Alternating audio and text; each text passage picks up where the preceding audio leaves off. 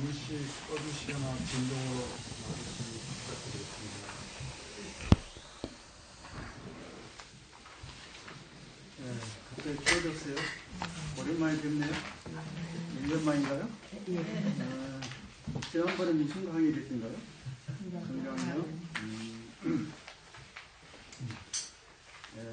건강이 마지막일 줄 알았는데 이번에 뭔가 또 하게 되네요.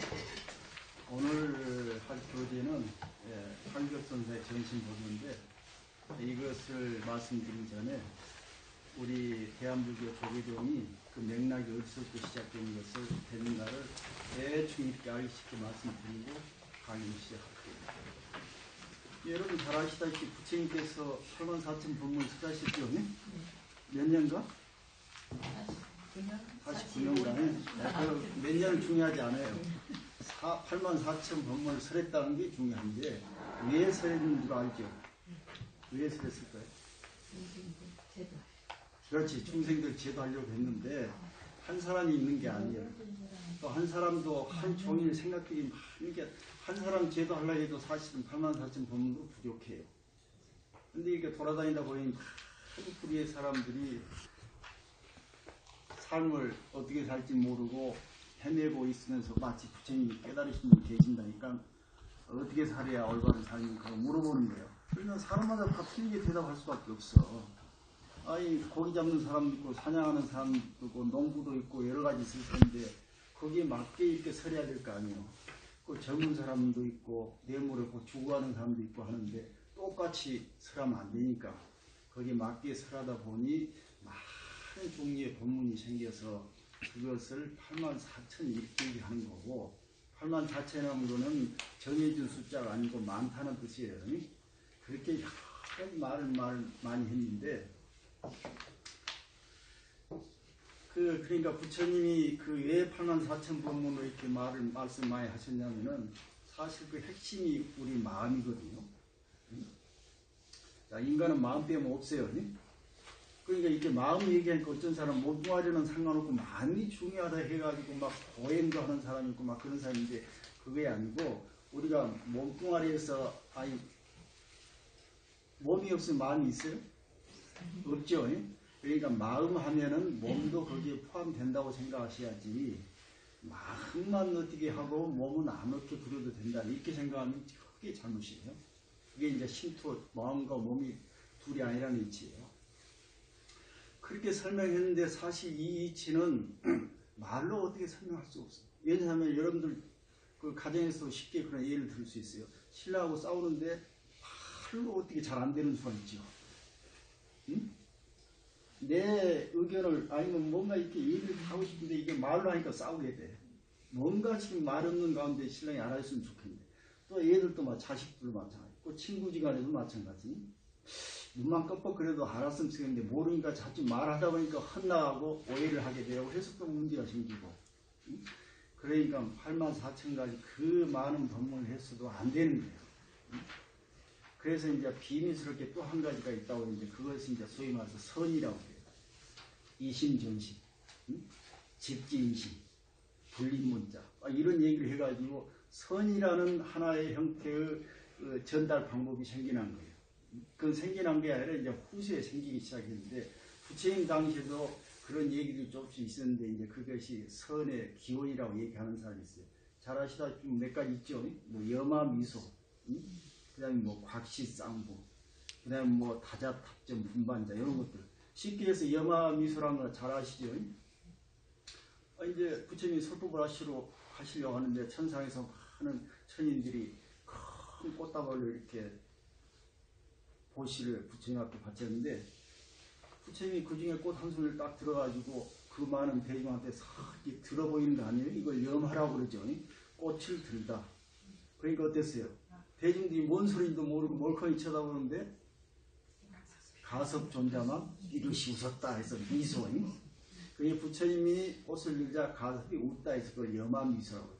그냥 아무 얘기도 하지 않고 그냥 꽃만 들었는데 웃었다고만. 그럼 뭔 일이 났나 이거 두 사람 중에. 뭔가 서로 알았다는 거예요. 그걸 가지고 이심전심 말이 필요 없어. 84,000가지가 필요 없고 그냥 곧바로 직방으로 마음과 마음으로 전해버렸다 해서 이게 이제 선의 기본이죠.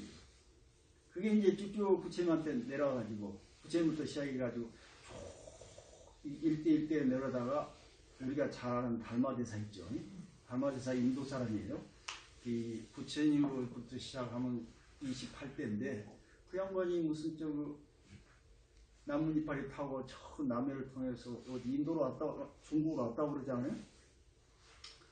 중국에 도착해가지고 무슨 무제를 만나서 한 얘기를 쭉 있죠.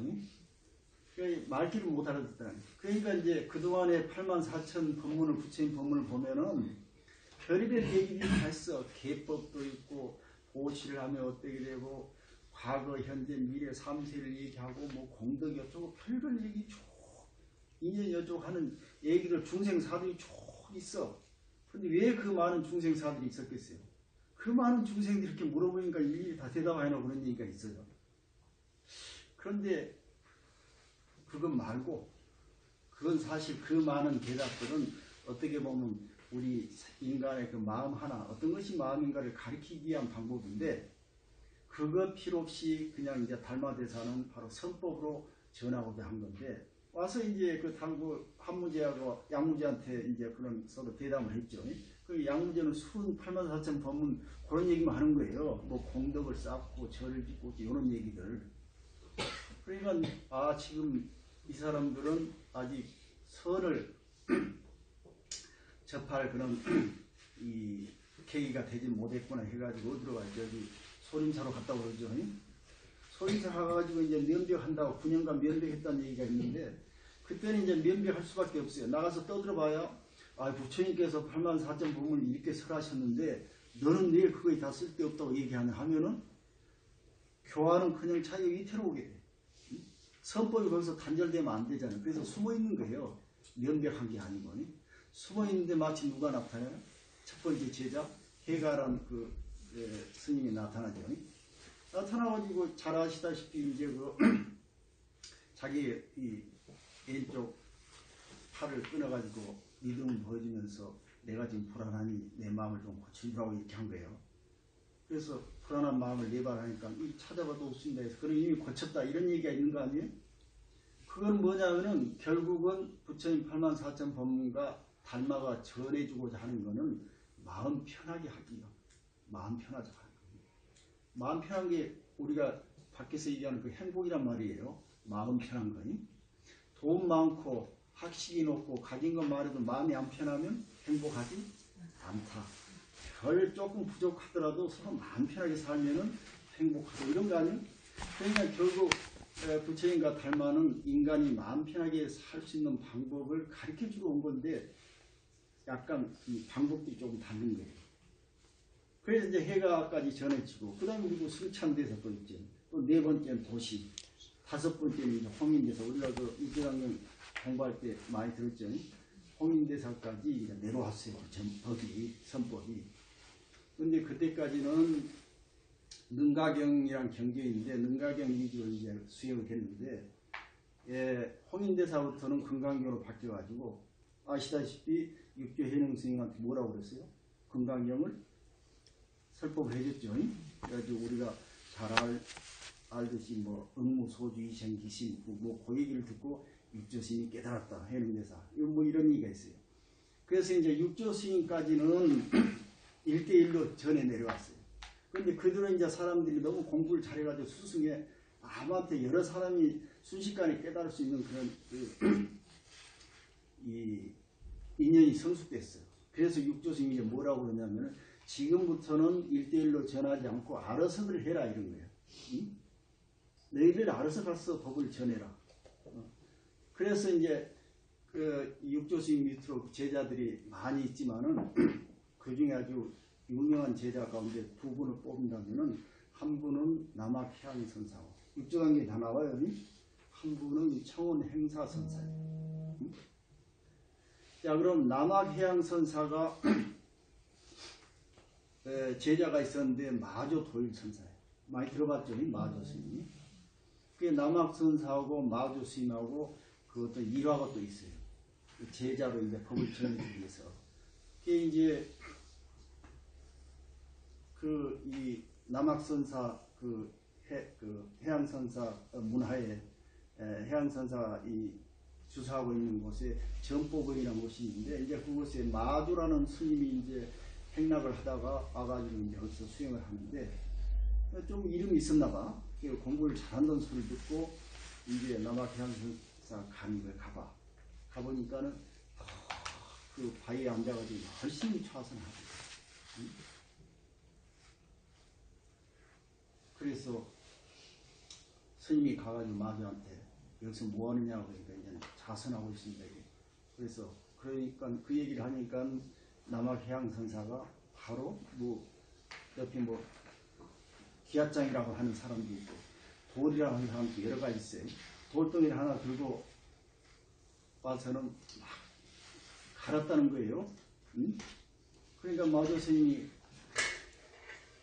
아니 스님 뭐하고 계시냐고 그러니까 이놈 갈아가지고 거울을 만들려고 한다 이랬다는 거예요. 아니 돌덩이 갈아가지고 어떻게 거울을 만듭니까 하니까 그러면은 너는 자선을 하고 있느냐 아니면은 다 부처가 되려고 하느냐 이렇게 물어본 거예요. 저는 그럼 부처가 되려고 깨달아서 부처가 되려고 합니다. 그러니까 이제 해양선사 말하기를 좌선 선이라는 것은 앉아서 되는 것이 아니라고 했어요. 선은 정해진 법이 없어. 선은 바로 우리 일심을 얘기하는 거예요. 그런데 앉아서 하는 것은 좌선이에요. 앉아서 마음을 찾겠다는 그 자체가 이미 틀린 것이다. 그래서 좌선에서 깨달음을 얻고자 한다는 것은 이미 그것은 좌선이 틀린 것이고 그 다음에 좌불 앉아서 부처가 되려고 하는 것도 틀렸다. 왜? 부처는 형상이 없다고 그랬어요. 그런데 앉아가지고 부처가 되려고 하는 이 자체가 이미 부처를 죽인 것이다. 그러니 잘 들어봐라. 소가 수레를 끄는데 수레가 안 가면 뭘 때려야 하겠냐 이런 얘기가 나와요. 남학해양사 그렇게 얘기하니까 말하셨습니다. 소가 수레가 안 가면 소를 때려야지. 수레를 때려서 안 되고. 너는 지금 수레를 때리고 있다고. 수레라는 건 뭐냐면 인간이 살아가는 모든 형태의 그런 삶들을 얘기하고 소라는 것은 바로 우리 마음을 얘기하는 거예요. 그래서 살면서 희노애락이 생기고 많은 일들이 벌어졌을 때 어떤 놈을 찾아가야 하냐면은 마음을 찾아가야 하는데 우리는 형식 속에서 빠져서 마치 마주처럼 그러고 앉아있다. 그래가지고 결국 이제 마주 스님이 남학해양선사의 법을 얘기해요. 마주 밑에 누가 또 있냐면 백장선사 나와요. 백장선사 다음에 이 전신법요를 설하신 환격선사 계시죠. 그 다음에 환격선사 밑에 임재선사가 있어요. 임재의견선사. 우리 임재로 뭐 임재할 그런 얘기 많이 들어봤죠. 그 다음에 임재종이라는 것도 들어봤죠. 그래 백장스님 밑에 환격선사 있고 환격선사의 제자로 임재스님이 있고 그 다음에 또 백장스님 제자 중에 유명한 위산 영우선 사람들이 계세요. 그러니까 그분이 제창한 것은 그것을 위양종이라고 그러고 임재스님이 제창한 것을 임재종이라고 해요. 이제 두 개의 종파가 생겼죠. 그 위산 영우선 사람은 뭐를 의미하냐면은 스님네들 그 초바시 치문에 배우는 치문이라는 책이 있는데 그 책 제일 첫 편에 위산 영우선사 경책문장이 나와 있어요. 아주 기가 막힌 문장이에요. 우리는 그때 달달 외웠거든. 한 석장 정도 돼. 그 글만 외고 있으면 아주 신심이 막 확 일어나. 나중에 기회가 있으시면은 치문이란 책 제일 첫 장 위산 영우선사 경책문이 한번 읽어보시면 아주 절절한 내용입니다. 그래야죠. 그 종파가 이제 총 중부에서 선종이 종파가 5종파가 생겨요. 그 다음에 2개 파가 또 파생으로 생기나고. 그래서 지금 거기에서 이 환격선사 밑으로 임재스님이 생겼는데 임재스님을 따르는 그런 종파들이 바로 임재종이에요. 그 옆으로 영우선사 그 밑으로 따른 사람들이 위양종이고. 자, 이쪽은 이렇게 되고, 그 다음에 육조스님 밑으로 청원 행사선사가 있다고 그랬죠. 그 스님 밑으로 또 갈래가 이쪽으로 벌어져요. 그래서 그 밑으로 쭉 내려오면은 뭐가 있냐면은 뭐 조동종이 있고, 법안종이 있고, 운문종이 또 생겨요. 그래서 총 종파가 5개 종파에다가 나중에 임재종 밑으로 뭐 양기파, 황룡파 이런 파들이 또 생겨나요. 그래서 이걸 가지고 5가 7종이라고 이렇게 얘기를 해요. 5종파에다가 또 2파가 갈라져서 5가 7종 이렇게. 자, 그러면은 우리나라 조계종은 어떻게 형성이 됐냐면은 신라 시대 그때 당시에 그 구산 선물 일으키는 그 스님들이 유학생들이 굉장히 많았어요. 그 유학생들이 어느 때 유학생들이냐면 마치 황벽선사, 백장 스님이 계신 이 당시. 그래가지고 이제 그 신라 스님들이 가가지고 이 스님들 밑에서 공부를 한 거예요. 그런데 이제 마조 스님의 밑에 아주 유명한 3분의 제자가 있었는데, 첫째는 백장선사, 이 황벽선사의 스님. 2번째는 조주스님 알죠? 조주스님의 스님인 남종 보원선사라는 분이 계시고, 그 다음에 또 한 분은 서당지장이라는 스님이 계신데, 서당지장 스님 밑에 가서 우리나라 신라 스님인 도의선사라는 분이 가서 공부를 하고 있었어요. 그 스님 누구냐면은 장흥에 가면 보림사라고 있어요. 그 보림사는 그 보림사가 있는 산 이름이 가지산이. 그래서 가지산 보림사. 그래서 구산 선문 가운데 가지산 보림사 이 문을 세운 분이 최초 개종하신 분이 이제 도의선사인데, 이분이 중국에서 공부할 때 마조 스님의 제자인 서당 지장 밑에서 법을 이었어요. 그래가지고 나중에 황벽선사한테 인가를 받았다는 거예요. 그래서 마치 그때는 중국의 그 이 시대 흐름이 뭐였냐면 그 무정의 범난 시대였어요. 그래서 그 범난을 피해서 이제 한국으로 다시 돌아와서 선문을 하나 설립했는데, 그 구산 선문 중에 도입자가 세운 가지산, 보림사 가지산문. 이래 생겨가지고, 신라 때는 그래가지고 이게 쭉 고려시대 넘어가지고, 고려 때는 또 누가 있어요? 고조국사 뭐 진울스님 있죠. 이 스님을 거쳐가지고 또 조선시대 오면은 태고 보호선사가 되지. 이래가지고 이제 조계종이 형성이 됐다는 거예요. 그럼 조계라는 이름은 어디서 생겼냐면, 우리가 알다시피 육조스님이 계신 남아산, 지금 남아선사라고 있는데, 그때는 이제 이 보림산가 그랬어요. 지금 남아선사라 바뀌었어요. 거기 지역이 조계인데, 이래서 우리나라 조계종의 종법 제1조에 보면 뭐라고 하냐면은 조계종이라고 한다 이랬어요. 그 다음에 조계종 수행법은 뭐로 하냐? 간화선이라고 한다 이랬어요. 이렇게 됐는데, 나중에 중국에서 5가 7종의 선문들이 좀 쇠퇴하기 시작해요. 그래서 유일하게 남는 게 임재종에서 분파로 나오는 양기파하고 황룡파가 있는데, 양기파 중에 그 유명한 송나라 시대 대종고 스님이라는 분이 계셔. 스님들이 강원에서 배우는 그 서장이라는 책이 있는데, 그 서장의 지휘가 대종고 스님인데, 이 스님이 나중에 이제 간화선을 제창해요. 참선을 하는데 그냥 가만히 있어서는 되는 게 아니고 뭔가 화두를 챙겨야 한다 해가지고 간화선도 그때부터 생겨난 거예요. 그래서 우리 조계종에서는 그 계파를 이어서 간화선을 수행에 종기를 합니다. 이렇게 나오는 거예요. 그러면 우리 조계종은 어떻게 돼요? 맥락이 부처님으로부터 시작해가지고 달마, 육조 쭉 마조로 내려와서 황벽, 임재 쭉 내려와서 대종고 여기까지 내려왔다고 말해요. 그래서 우리 조계종의 그 뿌리가 그렇게 돼요. 그 다음에 그 간화선 말고 그때 당시 또 하나의 선법이 있어요. 이건 묵조선이라고 해요. 간화선은 뭐냐면은 화두를 챙기는 거예요. 멀쩡히 안 되는 거예요. 근데 묵조선은 뭐냐면은 아무 생각 없어. 묵묵히 그냥 자기 내면을 비춰보는 거예요. 그건 묵조선이에요. 이게 2개 선맥이 그때 대립을 하고 있었어요. 그 묵조선은 어디서 생겼냐면 저쪽으로 흘러간 조동종의 굉지 정각선사라는 분이 그 창시했는데, 2분이 막 서로 다퉈. 묵조선이 있다, 간화선이 있다. 근데 우리 조계선은 묵조선은 버리고 간화선 쪽으로 택해서 이렇게 조계선을 형성했어요. 자, 이렇게 보니까 어때요? 사실 조계종 스님들은 화두를 챙기지 않으면 조계종이라 할 수 없어요. 이 종법이 그렇게 나와 있어. 화두 열심히 챙겨야 되는데, 사실은 화두 말고 묵조선이라는 것이 있다는 것도 우리가 참고로 알아두셔야 돼요. 그러니까 우리가 이제 한국의 조계종에서만 우리가 생활하다 보니까 무조건 화두만 챙기는 것이 선인갑다 이렇게 생각하는데 그렇지 않고 그 당시 아주 유명한 영향을 끼친 두 가지 선법 중에 간화선이 있고 묵조선이 있었다고 해요. 근데 묵조선 처음 들어보면 잘 모르죠. 결국은 간화선이 묵조선이 요게 중요한 게 아니고 어떻게 하는 게 우리 일상 속에 살아가는 우리 사람들의 마음을 편하게 해줄 수 있는 방법이 뭐가 제일 좋을까? 이 문제만 지금 남아있는 거예요. 자, 이렇게 볼 때 이 한격선사의 전신법회라는 게 어떻게 보면 가장 그 중심에 서 있는 말씀이에요. 그래서 제가 웃으면서도 가끔 그런 생각이 들어요.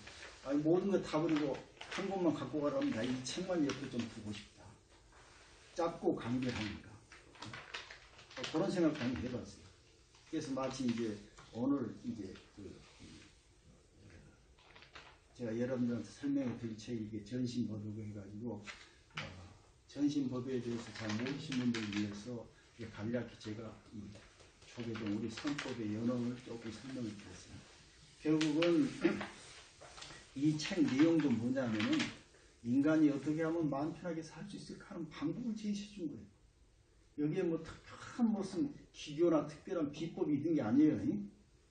이 책이나 여기서 말한 말씀이나 84,000법이나 똑같은 말씀인데 그 책은 더 구구절절하게 얘기를 해놓은 거고 이 책은 조금 알만한 사람들한테 단도직입적으로 이렇게 말씀하는 책이라고 생각하시면 돼요. 아시겠죠? 네. 자, 그래서 이 책도 지금 이 환격선사가 자기가 직접 기록한 글이 아니고 평소에 이제 설법해 놓은 것을 제자인 배우라면 일반 처사예요. 그때 당시 우리나라 지금 뭐 국무총리 정도, 영의정 정도 치네. 그런 분이 환격선사 밑에 제자가 돼가지고 매일 가가지고 법문을 듣고 집에 와서 기록해놓은 것이 그 중에 뭐 10가지 중에 한두 가지 남겨놓은 것이 기록이라는 거예요. 설법. 그래서 우리가 지금 환격선사의 법문을 지금까지 접할 수 있게 됐어요. 자, 이렇게 말씀드리고 이제 2페이지를 한번 넘겨볼게요.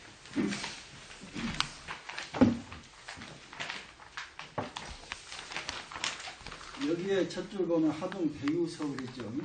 하동 땅에 배유란 분이 서문을 지었다 이런 뜻인데 배유하고 환격선사의 첫 만남의 인연도 또 있어요. 그것 좀 재미있어요. 배유가 이제 하동 관찰사로 지방으로 이렇게 부임을 해왔어요. 그래서 워낙 굴자다 보니까 큰 스님 어디 계신가 이렇게 젊어 돌아다닌 거예요. 근데 그때 당시 이제 환격선사가 만행 중에 어느 절에 잠시 머무르고 있었어. 근데 이제 배우란 사람이 이제 자기 똑똑하고 관직도 높고 하니까 이제 좀 자만심이 있었겠죠. 절에 쭉 돌아다니고 보다가 조사단에 가보니까 이제 조사스 이제 영경들이 쭉 있어. 딱 보고는 교만한 마음으로 뭐라고 했냐면은 옆에 있는 스님한테 옛날 훌륭한 스님들의 사진이 있지만 진짜 스님 한 분도 안 계시네? 딱 이런 거예요. 그래서 스님한테 진짜 스님 혹시 계시냐고 이렇게 살짝 물으니까 그 스님이 안 계신다고 그러면서 얼마 전에 그 만행하면서 오신 스님 한 분 계신데 혹시 그분이 어떨지 모르겠다 그래가지고 배유를 그 스님 앞으로 이렇게 데려가는데 그 스님이 바로 환격선사예요. 응? 그러니까 배우가 다 와가지고 선사 큰 스님이하고 이제 얘기를 함께 하니까는 그 환격선사 뭐라고 했냐면은 배유 하고 소리 지른 거예요. 응? 그러면 깜짝 놀라가지고 배유 너 어디 있느냐 이렇게 소리 지른 거예요. 그러니까 배유가 대답을 못한 거예요. 그래서 이제 넙죽 엎드리고 스승으로 삼은 거예요. 그래서 이 환격선사하고 배유가 첫 만남이 있는 그런데 이제 배유가 지방 관찰사로 가서 재직할 때 그 자기가 소위 맡은 고을에 가장 가까운 곳에 절이 있으면 그 절에다 항상 모셨어. 자견사 스님을 환격선사를. 그래가지고 아침 저녁으로 늘 가가지고 법문을 들은 거예요. 혼자. 법문 들어오면 집에 와서 또 자기 집에 와서 기록하고 해가지고 요 전신법이 앉는 놈이 생긴 거예요. 그래서 여기에 첫 장에 보면 배우서란 말이 이제 그래서 있는데 하동 배우서 그랬죠. 자, 그럼 지금부터 배우서부터 한번 살펴보도록 하죠. 같이 읽어보죠. 하동 배우서. 하동 배우서. 유대선사 법히 희운. 유대선사 법히 희운. 주 홍주 고한연 황벽산 시봉하.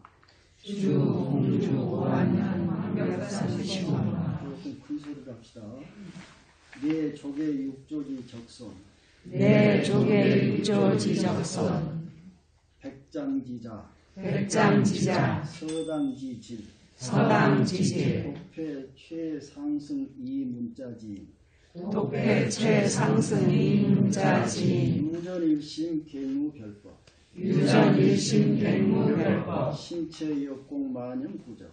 신체역공 만연부적. 여대일륜 승허공종. 여대일륜 승허공중. 광명조요 정무섬에. 광명조요 정무섬에. 증지자 무신구. 증지자 무신구. 무천심. 무천심. 설지자 분립의회. 설지자 분립의회. 분립종주 불계호유. 분립종주 불계호유. 직하편시 동명집계. 직하편시 동명집계. 연우의 본불. 연우의 본불. 고기연간 기리직. 고기연간 기리직. 기도준 기행고. 기도준 기행고. 대선자 한 큰 선사님이 계셨는데 이 말이에요. 그 법희는 희운이었다. 그러니까 황벽 희운 선사 이렇게 얘기해요. 또 황벽 단계 선사라고 하는데 법호가 희운이었다는 말이에요. 어디에 머물려냐면 홍주 땅 고한연의 황벽산 시봉이라는 봉우리 밑에서 거주를 해서 황벽선사 이렇게 옛날에 중국에서는 어떤 산에서 거주했냐에 따라서 그 산 이름을 스님 이름을 했어요. 한라산에서 큰 스님이 옛날에 계셨다면 한라 누구누구 이랬겠죠. 자, 이거는 내 족의 육제지 적선. 족의 육조 해능대사를 말하는 거예요. 족의 육조 해능대사의 적선. 적선은 뭐냐면 직계라고 말이에요. 적선. 직계 손자고 백장이자 스승이 백장이죠. 그러니까 백장이 아들이고 자식이고 말이에요. 또 서당지질. 아까 그 신라 가지산문을 위한 도의선사가 스승으로 삼았던 서당 기장이라는 얘기했죠. 그 분의 조카뻘이다 지금 이 말이에요. 독패 최상승 이 문자지. 홀로 패란 것은 마음에 늘 새기고 늘 품고 주장하고 여러 가지 뜻이 있어요. 뭘 홀로 늘 마음속으로 가지고 있었냐면 최상승인 이 문자지. 최상승법은 우리 금강에서 배웠죠. 승이라는 것은 뭐냐면은 수레라고 의미인데 사람들의 의식의 크기를 지금 얘기를 하는 거예요. 제일 의식이 작은 사람들은 뭐라고 해요? 소승. 저 마음 쓰는 게 소승 같은 거예요. 저밖에 모르는 놈이. 그 다음에 마음을 좀 더 크게 쓰는 사람을 소반대 뭐? 대승. 대승은 마음 좀 크게 쓴 사람. 근데 마음도 적게 쓴 것도 아니고 크게 쓴 것도 아니고 마음을 완전하게 해탈해 떠난 사람이에요. 마음을 닦아야겠다는 생각도 없어. 그러니까 부처도 오면 차버리고 보살도 오면 욕하고 이런 정도예요. 이런 사람들 누구라고 해요? 최상승이라고. 그래서 최상승 법문은 그 중에서도 이 최상승 법문은 바로 이 문자지라 문자를 떠난 그 도장과 같은 이런 신법을 얘기합니다. 이런 신법을 홀로 잘 간직하고 이 말이에요. 유전이시 오직 일심만을 전했다는 거예요. 일심만을. 뭐 신도들이 와가지고 무슨 불공 좀 해주고 또 신도들이 와가지고 뭐 무엇이 어쩌고 사주 좀 봐달라고 뭐 어쩌고 하는 소리 있죠. 이런 것이 누가 부탁을 해도 이런 거 다 집어치우고 오로지 이 마음공대라 마음을 닦아라 이렇게는 얘기했다는 거지. 그래서 유전이 일심이에요. 그래가지고 기행이 이건 별다른 다른 법이 없어. 무슨 뭐 과거 전생이 어쩌고 무슨 뭐 너희들 뭐 부모가 어쩌니까 어쩐다 이런 별별 이 얘기가 어디서 나오냐면 중생들이 전부 만들어낸 거예요. 이상하게 신비스러운 얘기들 이런 얘기만 하죠. 절에 가면 이 조상이 어쩌고 하니까 미리미리 잘 닦아가지고 조상한테 잘해야 돼. 뭐 이런 모든 중생들이 하는 사 이것들이 전부 쓰잘데없는 별법이란 게 이런 다른 법이 없이 오직 일심만을 정했다. 그러니까 여기서 우리가 유치해서 할 수 있는 부처님은 우리한테 뭘 얘기하고 싶었어요? 그런 자질구레한 얘기 하려고 했던 게 아니라는 거예요. 오로지 일심. 어떻게 하면 마음이 편하게 살 수 있을까? 이 얘기만 한 것이지. 그런데 그걸 못 알아듣으니까 과거 전생이 없죠. 인연법이 어쩌고 별별 얘기를 다 했다는 거예요. 그런데 우리 중생들이 어디에 관심이 더 많아요? 일심에는 관심 없고 그런 곳에도 관심 없어요. 아이고 우리 조상들 좀 잘못이면 나한테 공덕이 올까?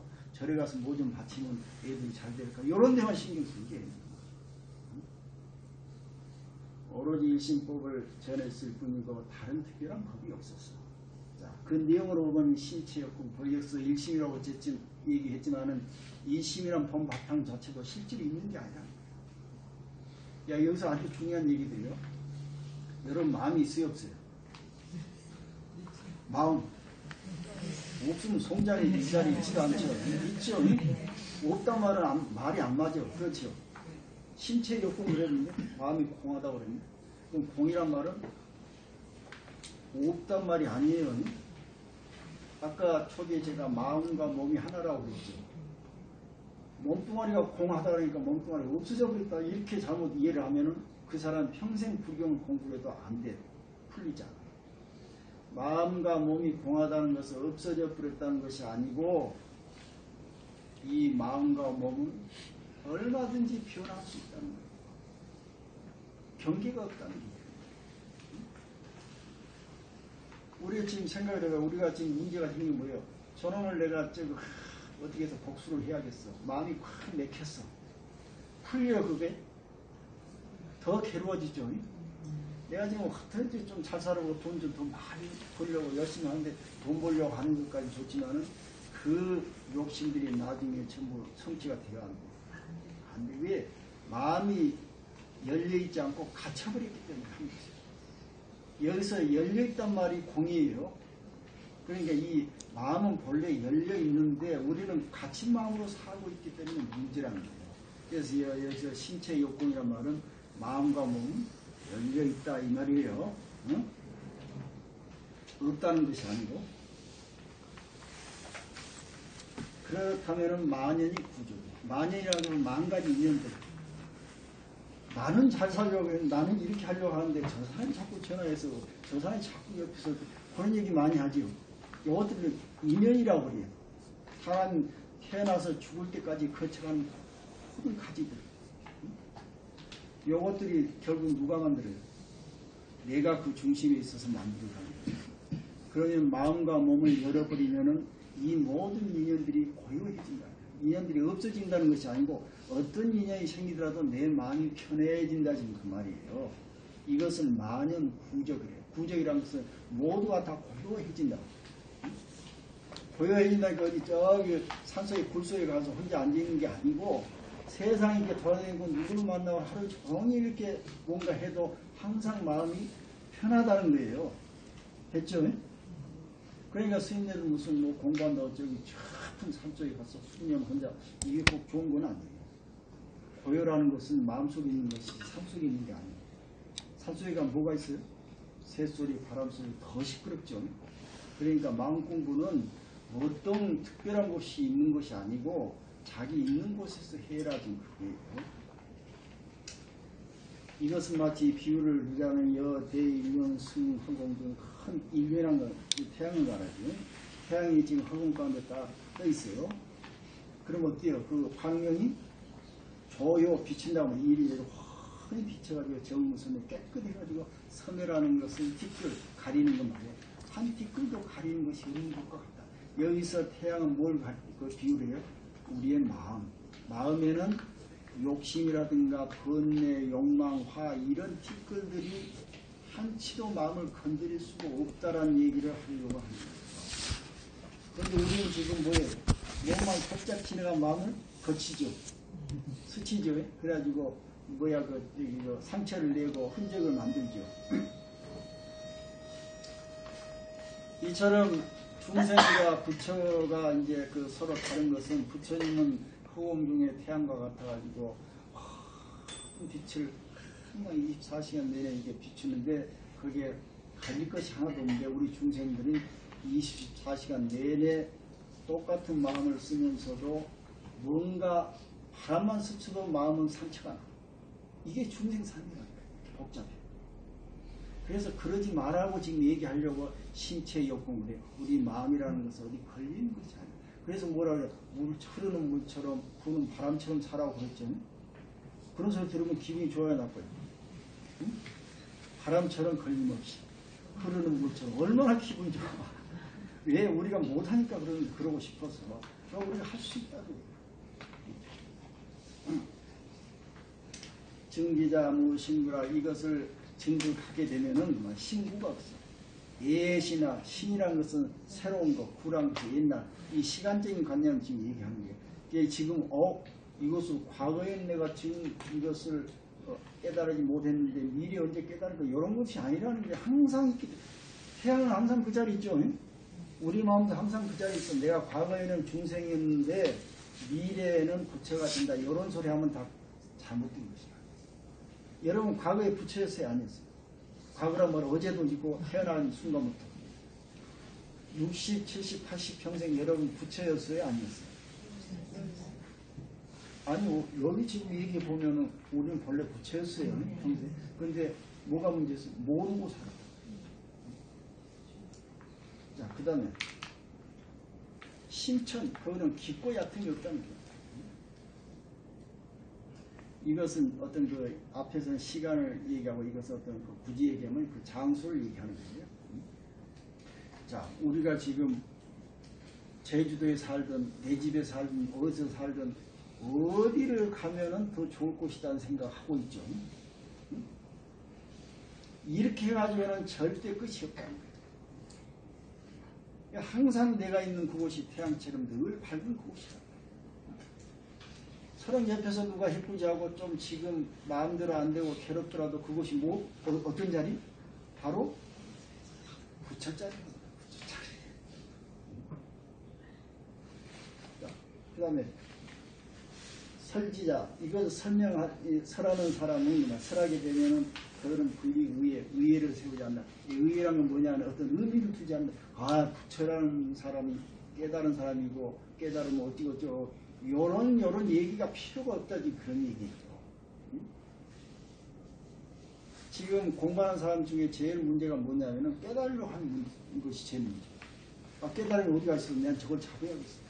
차라리 불교를 모든 사람, 차라리 마음 공부하지 않는 사람은 뭐 좋다는 얘기가 아니고 깨달을 생각이 없는 거야. 그러니까 최소한 깨달음의 방해는 받지 않아.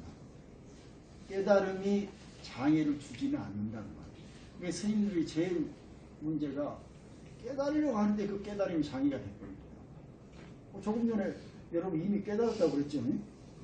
다 깨달았는데 또 깨달으려고 하니까 장애가 되어왔네. 그래서 장애가 생긴 거예요. 그런데 일반 사람들 장애는 깨달으려고 하지도 않은 것이 또 장애가 돼요. 그리고 분립 종주라는 것은 뭐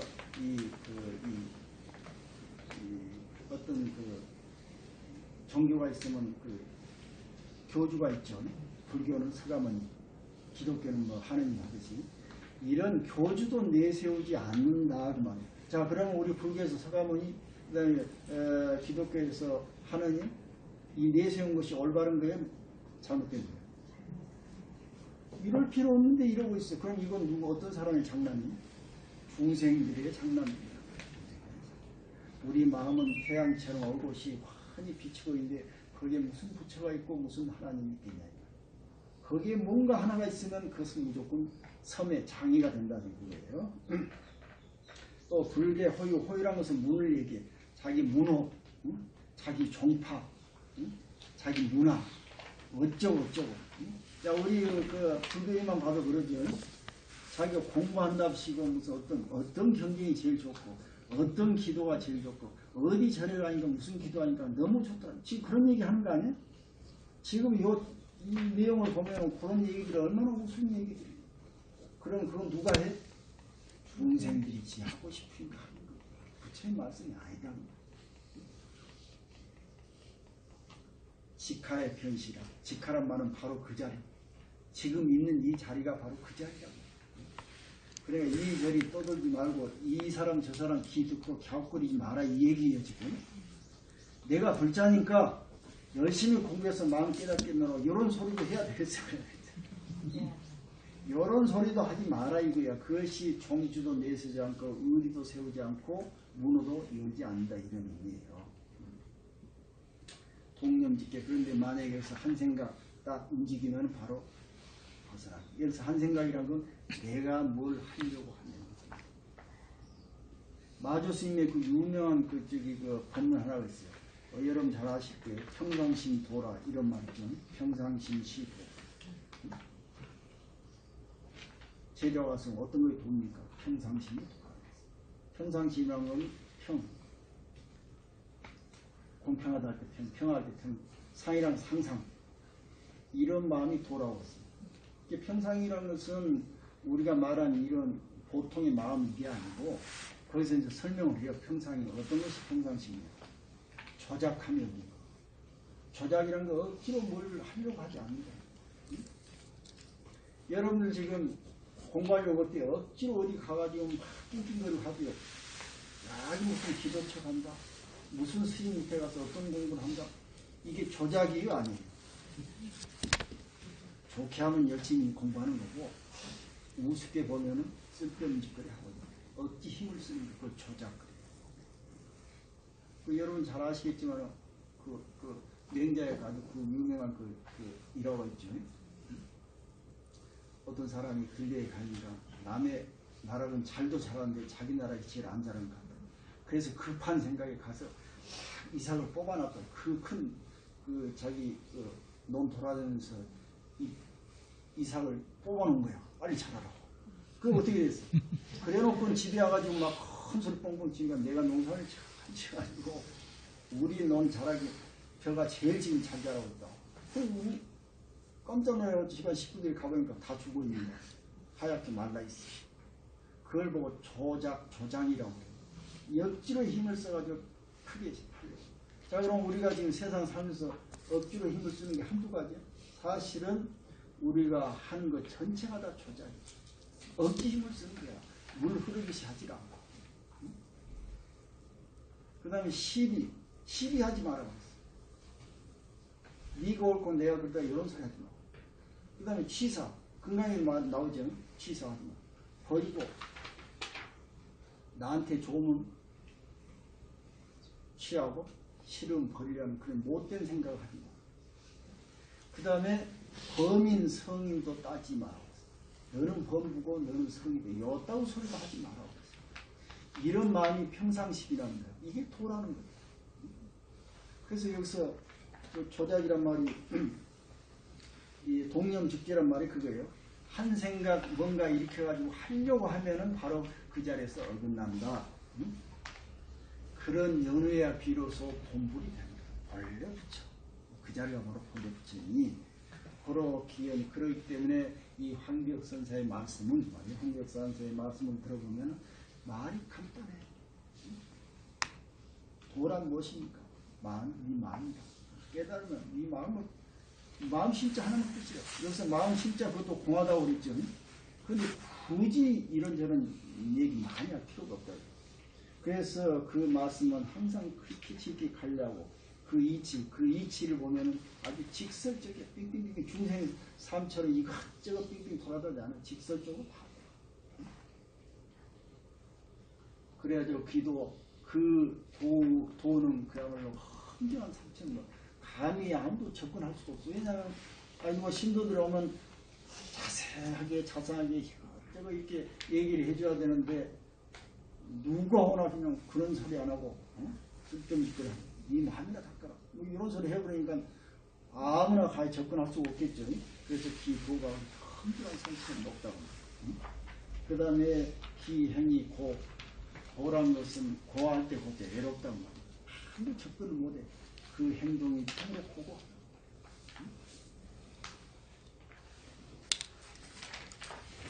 그 다음에